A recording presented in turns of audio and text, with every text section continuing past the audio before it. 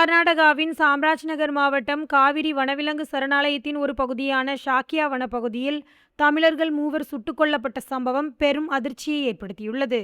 கர்நாடக வன அதிகாரிகள் இதை ஆன்டி போச்சிங் ஆபரேஷன் என விளக்கினாலும், தமிழ்நாடு அரசும் பல்வேறு கட்சிகளும் இதை படுகொலை என கண்டித்து உயர்மட்ட விசாரணை கோரியுள்ளன. 2026 ஆகஸ்ட் 15 அதிகாலை ஹனூர் தாலுகா காட்டுப்பகுதியில் அந்தோணிசாமி, ஜான்ரோஸ் பீட்டர், குமார் ஆகிய 3 வனத்துறையினரால் சுட்டுக் கொல்லப்பட்டனர்.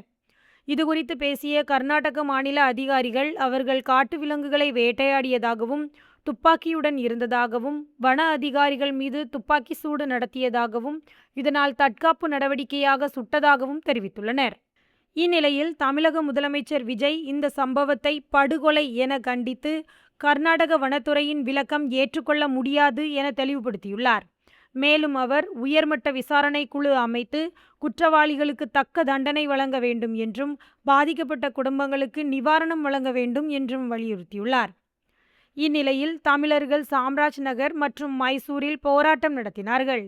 அப்போது இவர்கள் காட்டுக்குள் இருந்திருந்தாலும் அவர்களை சுட்டுக் கொல்லாமல் போலீசார் கைது செய்திருக்கலாம் என்று கண்ணீர் மல்க கூறினார்கள். மேலும் கொல்லப்பட்டவர்களின் குடும்பங்களுக்கு நிவாரணம், வேலைவாய்ப்பு மற்றும் சம்பந்தப்பட்ட வன அதிகாரிகள் மீது வழக்கு பதிவு செய்ய வேண்டும் எனவும் வலியுறுத்தினார்கள். இந்த சம்பவம் 2015 ஆந்திர பிரதேசத்தில் நடந்த சேஷாச்சலம் காட்டுக்கொலைகளை நினைவூட்டுகிறது. அப்போது 20 தமிழர்கள் சுட்டுக் கொல்லப்பட்டனர். இப்போது மீண்டும் தமிழர்கள் காட்டுக்குள் கொல்லப்பட்டதால் தமிழ்நாடு, கர்நாடகா இடையிலான உறவுகள் சிக்கலாகியுள்ளன. இந்நிலையில் கர்நாடக முதலமைச்சர் டி.கே. சிவகுமார் இந்த சம்பவம் தொடர்பாக மாஜிஸ்திரேட் விசாரணைக்கு உத்தரவிட்டுள்ளார். வனத்துறையினர் மீது கொலை வழக்கு பதிவு செய்யப்பட்டுள்ளதாகவும், விசாரணை முடிந்த பின் தக்க நடவடிக்கை எடுக்கப்படும் என்றும் கூறியுள்ளார்.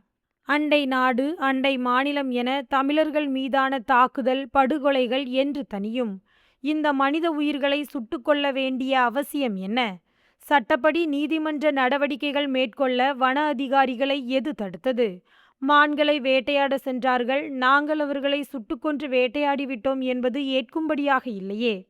இவ்விவகாரத்தில் உரிய நீதியும் நிவாரணமும் உடனடி தேவை. உங்களின் கருத்து என்ன?